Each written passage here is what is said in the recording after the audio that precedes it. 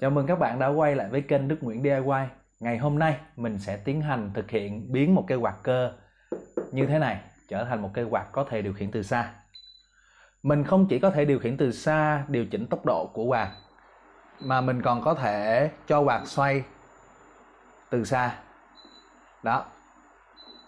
Và mình tắt quạt. Thì mục đích của mình muốn biến cây quạt này thành cây quạt có thể nhận lệnh qua những thiết bị hồng ngoại là bởi vì mình muốn sau này mình có thể điều khiển được quạt, điều hòa và cũng như là đèn trong căn phòng ngủ của mình bằng một thiết bị gọi là thiết bị điều khiển trung tâm, có thể phát ra những cái lệnh bằng tín hiệu hồng ngoại.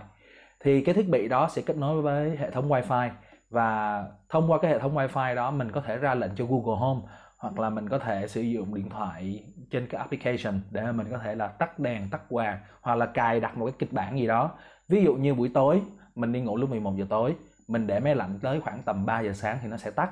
Và khi máy lạnh tắt xong thì sẽ chuyển sang quạt, quạt sẽ quay đều đều để mình có thể là vẫn ngủ ngon được.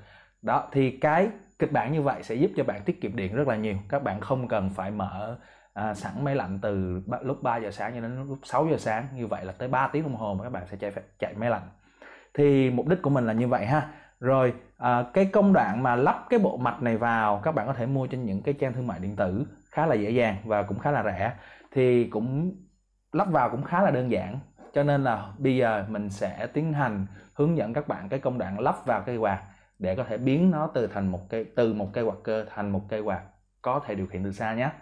Rồi, chúng ta bắt đầu thôi. Các bạn có thể dễ dàng tìm mua những bộ phụ kiện này ở trên những trang thương mại điện tử.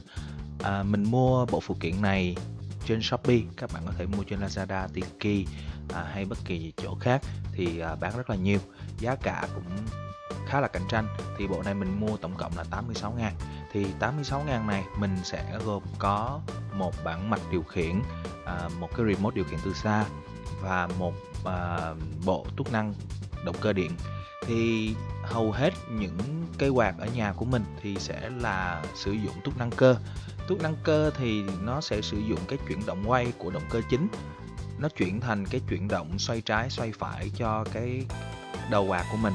Thì để có thể sử dụng được tính năng điều khiển từ xa trong việc là mình chỉnh cái chế độ xoay trái xoay phải á, thì mình sẽ cần phải chuyển từ một cái tuốt năng cơ thành một cái tuốt năng điện. Mình cũng sẽ hướng dẫn các bạn thay cái tuốt năng cơ sang cái tuốt năng điện trong cái bộ gá động cơ của cây quạt luôn nha.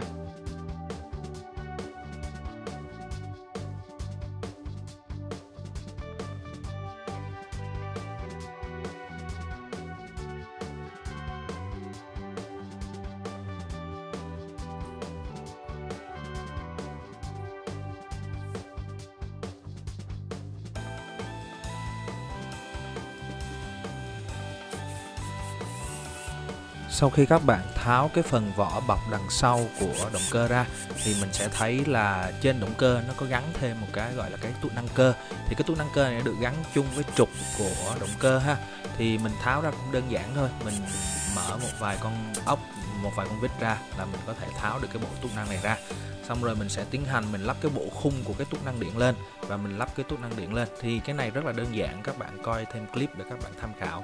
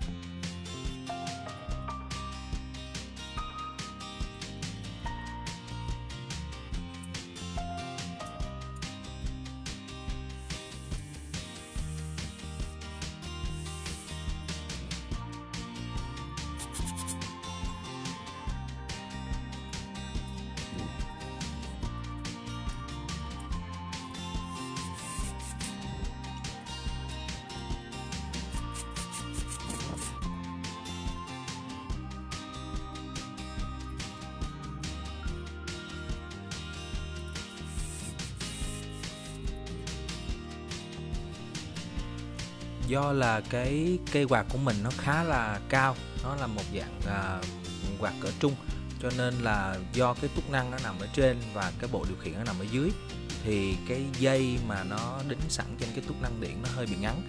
Vì thế cho nên mình sẽ nối thêm dây và mình sẽ luồn cái dây này xuống dưới bộ điều khiển ở dưới ha.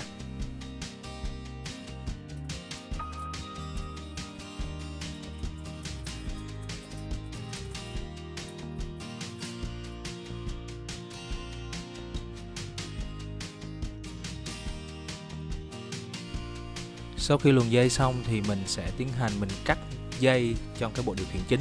Thì khi các bạn cắt thì các bạn để ý màu của cái tốc độ ha. Thì tốc độ nào nó đi với màu đó các bạn để ý nha. Đây là sơ đồ nối mạch, thì các bạn có thể dừng màn hình lại hoặc là các bạn chụp lại màn hình để tham khảo thêm trong lúc lắp ráp.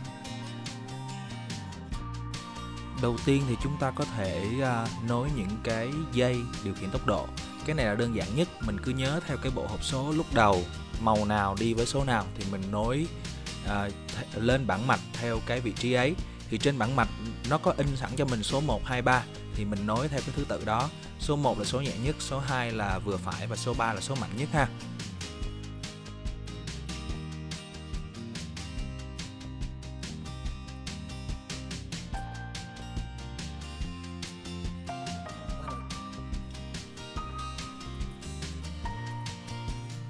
Rồi tiếp theo mình sẽ nối tiếp cái dây, một trong hai cái dây của túc năng hồi nãy mình có kéo xuống, thì mình nối vào cái cổng này.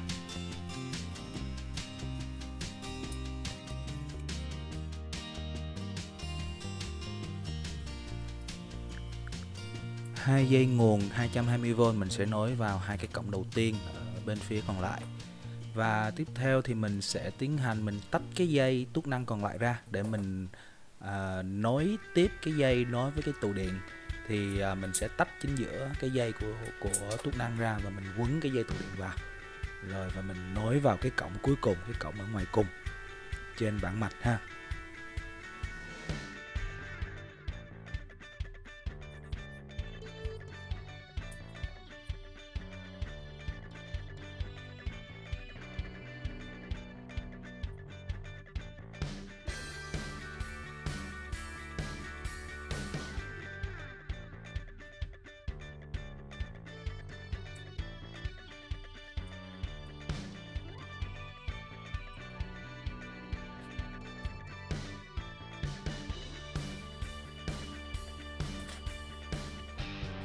Sau khi hoàn thành xong thì nhớ nối cái dây mắt đọc hồng ngoại vào và cố định những cái bảng mạch này một cách chắc chắn. Còn đây là nơi mà mình gắn cái mắt đọc hồng ngoại, thì các bạn có thể làm sao cho nó đẹp hơn thì tùy các bạn, nhưng mà làm kiểu này là nhanh nhất. Rồi bây giờ mình sẽ test. Thì đầu tiên mình sẽ bật quạt lên và mình luân phiên mình chuyển từ số 1 lên số 2 lên số 3. Thì các bạn nghe tiếng gió thổi vào camera thì các bạn sẽ thấy rằng là quạt có thay đổi tốc độ. Càng lên cao thì tốc độ gió càng lớn và càng ồn.